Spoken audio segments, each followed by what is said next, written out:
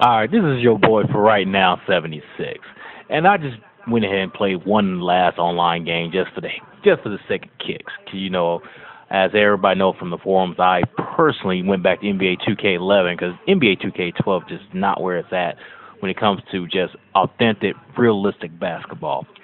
So today I decided I just wanted to prove a point as far as the scripting piece of this particular game and as far as the big man shooting three. Now I ain't gonna lie, in the first half of this game, as you can see by the score is 49, and that loss and the Orlando Magic had 59. So you would think, based on the stats, that it was a pretty tough game. But in reality, what I actually did,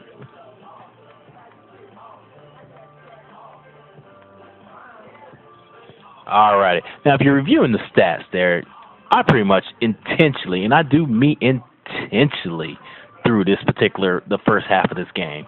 So you can see I did 12%, 1 for 10. A lot of those 3 pointers was taken by Roy Hibbert and Tyler Hansbrough. One assist, no turnovers. Um, and you go through the rest of the stats. Pretty much I didn't do nothing. 10 points, 10. But as you can see by my opponent did relatively good. 33% from 3 point land, 46% from the field goals. And like I said, at the end of that quarter, he's leading 15 to 5 to 14. So as you can see, he's up by 9 points at this moment. So we go into the second quarter. Second quarter, I ain't gonna say I did worse, but I definitely did not try. So you look at the score here. He only scored 11 points to his 21. Now my opponent is still relatively doing good. Actually, he did better than he did in the first quarter. 56%, 33% 3 point shooting. He actually got to the lines, no turnovers, still blocks, everything's still looking good. So when we get to the first half, Indiana Pacers just did horrible. We're down by 19 points at this point, shooting 19%. He's shooting 51%, 33 from 3 point land. Free throw needs a little bit of work, but overall he's doing great. 6 assists with 3 steals, or only 3 turnovers. Dogging us on the boards, just dogging us on the boards. Okay. Then he got 2 blocks. Oh, he's just dominating the paint with 20 points there, and his bench is doing pretty good. Second chance points are looking good. And as you go further down the list, he's dominating me. So you would think by the score of, we come back up here, 16 to 35, there's no way I'm going to come back. Check this out. Now we come to the third quarter. I finally decided to actually play. So, as you can see, the ball came in extremely in my favor at this point in time. So, 23 points is what I scored to his measly 5. Now, keep in mind, I was still actually playing defense in the first quarter. So, all of a sudden, he dropped from shooting a miraculous 50-something percent down to 20 in one quarter. 23 points to my 5 points. Now, that's some bullshit. We all know that. Now, all of a sudden, look at my scoring. I'm on fire. 71%, 100% 3 point shooting, hitting all my free throws. All of a sudden, I have no turnovers. I forced 5 on him.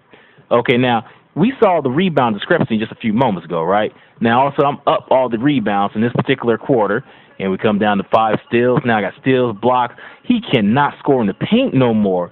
All right, so some of y'all may be saying, well, Kelvin, or for right now, you might be just that good where you just could shut him down. Okay, now I started to play in the third quarter. Now keep in mind, now I want to prove a point that I can actually catch this person. So if he's up by 19 points now, see here we got 23 to 5, so I'm up 17 points. So now he's only up by 2 points, 2 points. So at this point, I decided, you know what, I'm going to see if I can actually try to beat him.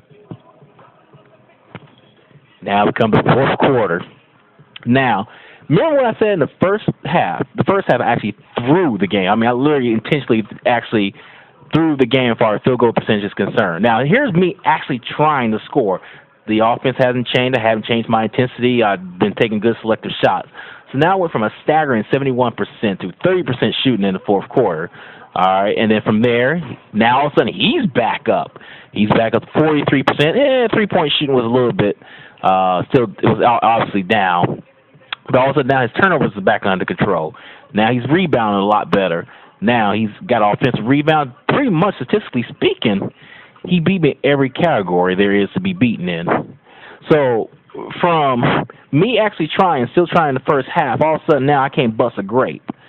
Okay, so and then here, as you can see, the final score being 10 points. All right, so y'all can take this for its worth, and actually, just for those that's wanting to know,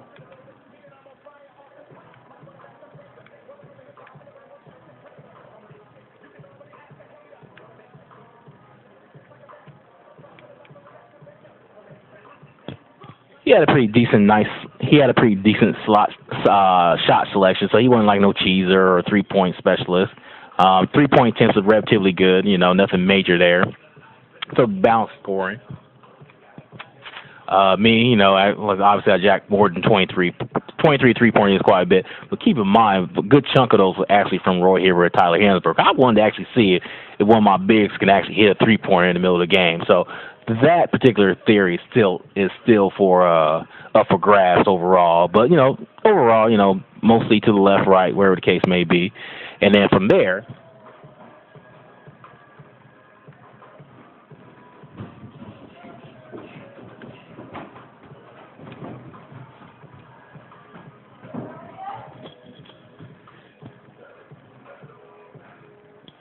Granger was my main scorer. And Dwight Howard, 17-10, pretty balanced attack overall. So, I don't know. Y'all can take this for its worth. And just to prove this is, in fact, a ranked game, I'm actually going to back out of this.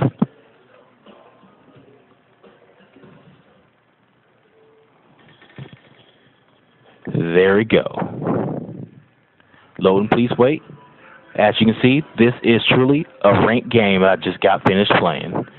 So peace out and enjoy yourself.